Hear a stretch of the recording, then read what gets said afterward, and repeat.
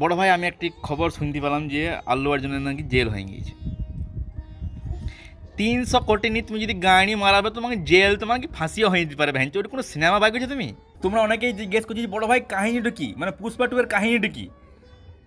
দেখো কাহিনী মানে গাড়ি মেরেছে এখনটাতে ভ্যাঞ্চ, মানে কি করেছে?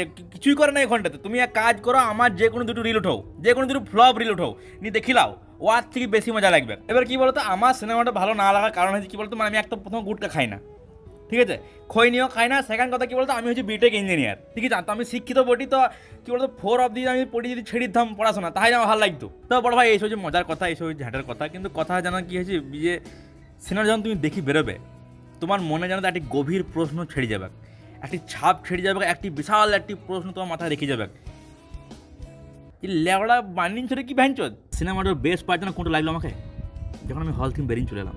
তো তোমাদের যদি